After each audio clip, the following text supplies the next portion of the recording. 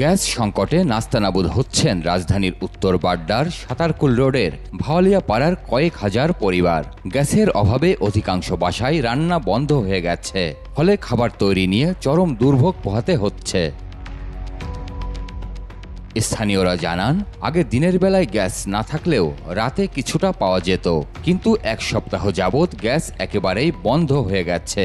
এতে অমানবিক পরিস্থিতিতে দিন কাটাচ্ছেন এলাকার বাসিন্দারা।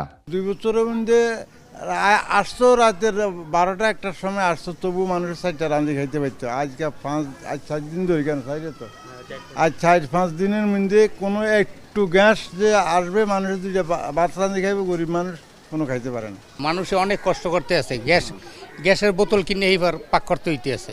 একবারে বন্ধ করে দিছে, নাকটিতে পাক করা লাগে আর নাকটিতে খাওয়া লাগতেছে মা করে।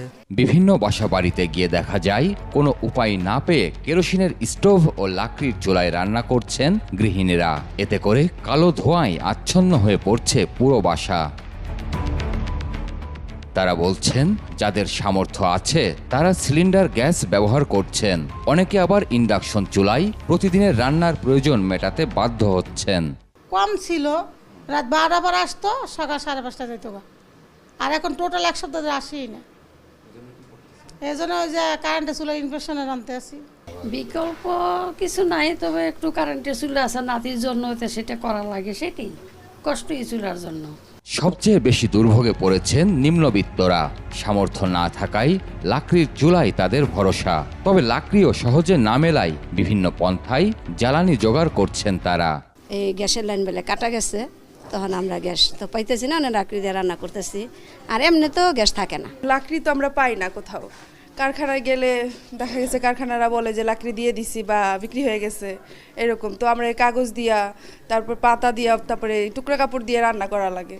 চলতে আমাকে কষ্ট হয়ে যায় এখন, স্যার আমরা মনে করেন চলমু না, আমরা গ্যাস কিনে করবো, আমাকে এইরকম ভোগান্তি আছে। এদিকে গ্যাস সংকট তৈরি হয় এলাকায় সিলিন্ডার গ্যাসের চাহিদা ও দাম উভয়ই বেড়ে গেছে।